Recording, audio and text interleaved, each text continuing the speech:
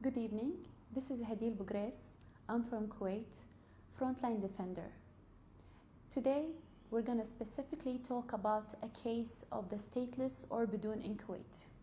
But before that, we're going to start about the history of this case. The Bidoon case has started since the Emiri decree in 1959, when the Emir has announced that given all nationalities to all citizens who are living in Kuwait. The problem that was raising at that time was the Bidoon were nomadic traveler. That means they are not staying or stable on the ground. So they have to travel to seek for food, and that makes them away from the committees that give nationalities to all Kuwaitis who are living on the land. And this make a big gap for them to not to have this announcement very well, or to hear it, or even to reach it, or even to deal with those committees to reach the papers that gives them the right to stay on this land, which means having a nationality, of course. After that, after a while, the Bidoon has started to be away even from the community itself. After cancelling the ID that tells them they are nomadic traveler in Kuwait, there was another Emiri decree that cancelled actually this ID, which makes them non-citizens or non-Kuwaitis. After a while also, those non-citizens or non-Kuwaiti became Bidoon, as we call them in Kuwait.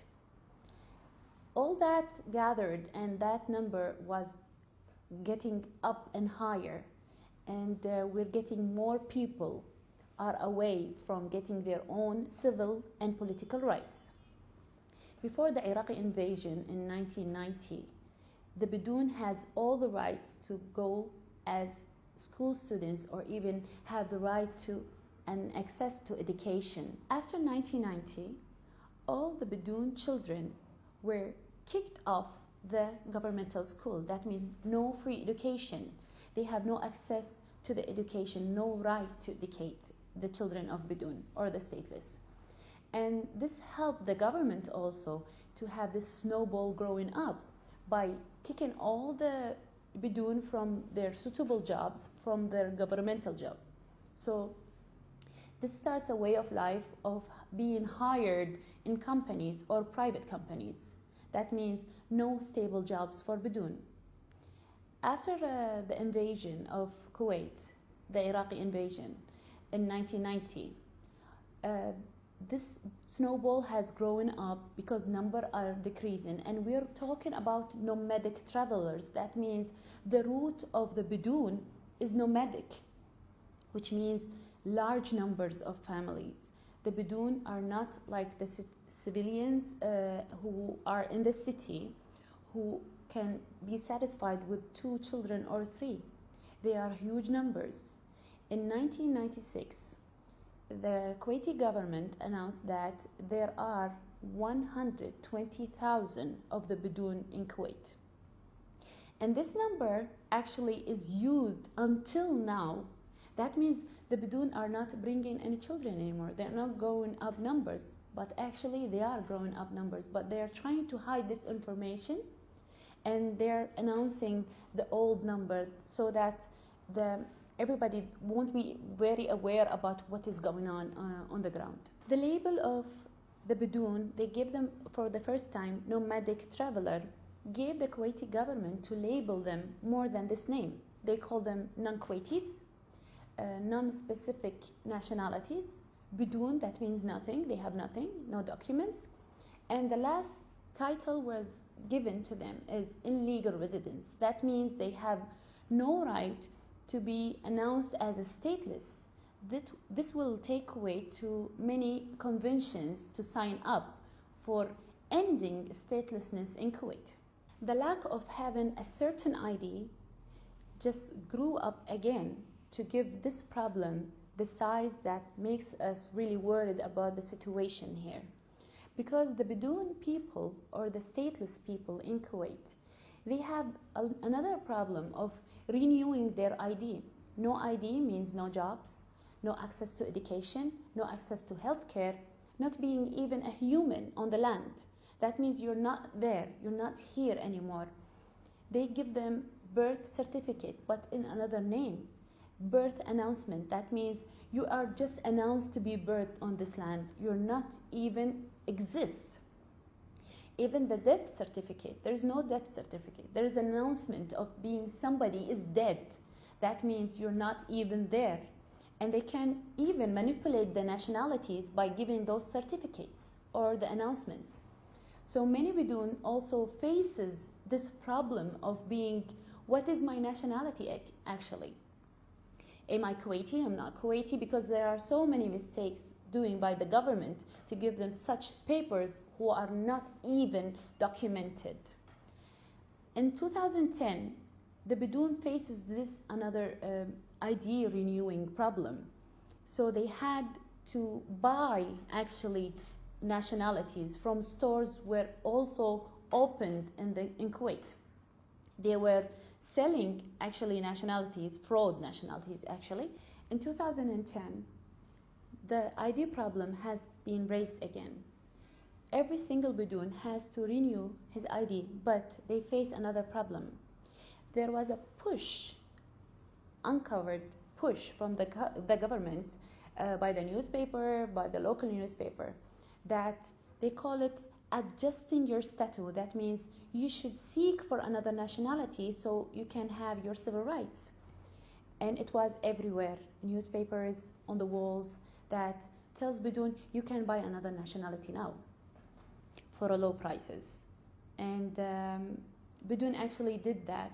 The Bidoon people did try to buy another nationalities. There were 7,000 persons who really actually bought those fraud nationalities and passports.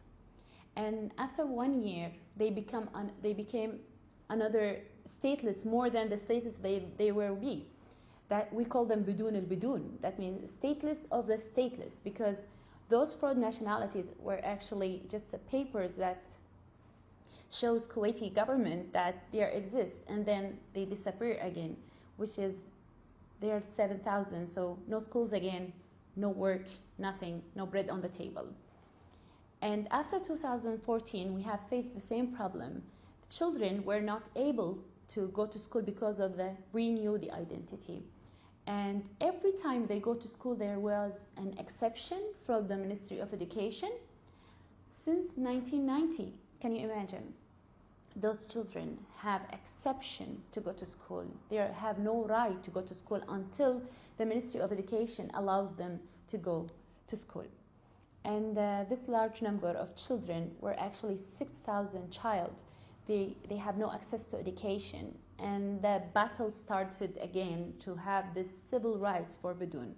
Actually, Kuwaiti government is not helping us to reach the minimum rights to those people. Also, the parliament members, nobody is trying to push this file a little bit harder to reach the level that we can call them people who has rights, because they are without rights. They have no right to do any living person who is living on this land to practice their lives normally. They are afraid to lose their jobs. They are afraid to go to school. Actually, we're through the semester, the new semester right now, and we're also fighting to get those children back to school, because they have to pay for the schools, private schools, because as I said, they are not accepted in governmental school, which is free in Kuwait. Actually, we're facing a problem right now in the beginning of the semester. We're trying to put those children back to school by preparing and bringing fees to those private schools, because Bidoon are not accepted, as I said, in governmental school, which means those families will try so hard to provide the private schools by the fees, and they have also no certain and stable jobs to provide those fees. So right now, many children are out of school because of that. So this lack of identity is growing more and more, and we have large numbers that we cannot even mention because we don't have statistics, and the government is not providing us with it, trying to hide it. I don't know why, if you ask me, but we're trying so hard to stop this snowball from going up, because people are facing the darkness era ever in this life. The solution of Bidoon, or the stateless problem, is so easy. Signing up conventions that is related to end statelessness in Kuwait is easy also, because Kuwaiti government is the one of the governments who is really concerned about human rights and the status of human rights. But when we reach to the Bidoon or the stateless problem, we just stop from giving rights. And signing such conventions could help Kuwaiti government to get out of this problem easily.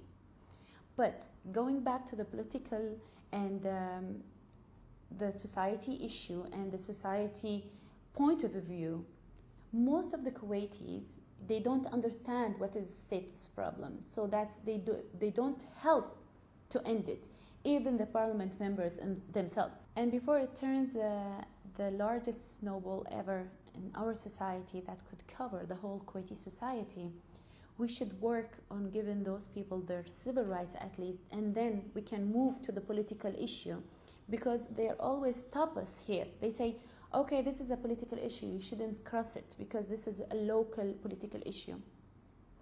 And we push to the civil rights first, and then we're going to look forward to end this problem. But if there is no cooperation between the Kuwaiti government, the political people, and even the parliament member, there won't be an end to this problem. The latest problem that Bidoon are facing right now in a year, they are blocked from their bank accounts, they are blocked from access to health care, they are blocked from being into schools or access to education. I think the Kuwaiti government is trying to tighten up a little bit here on them, to make them or push them to seek for another nationalities as they did in 2010, but in another way, in legal way, as they did before, but not very cleared and announced. In 2010, everything was on the table, but I think the focus and the care of the human rights organizations and the big effort that human rights defenders did on this case to be seen and to be focused, I think they are trying right now to seek for another solution, but it's not very helpful. They are trying to get them another nationalities and try to push them out of the country, but without giving them passports. This is a tricky situation, and we're watching it very carefully, but we don't know what is the result. I think the result is going to be really bad, and nobody's going to be safe after this era, because in 2010 we have faced 7,000 persons without real nationalities, and they became stateless of the stateless. I don't know what is going to be happen after this era, and I think we're going to face another lack of problems, which is the Kuwaiti government actually is doing. I want to thank you for giving me this chance to talk in this conference. I want to thank every single organization who was caring about the Bidoon or stateless issue. I wish that everybody could put more effort to show the whole societies that what we are facing right now in Kuwait, because they are trying to hide it somehow from the media, but as human rights defenders we're trying to expose it more and more, and those conferences could help us to expose those violations.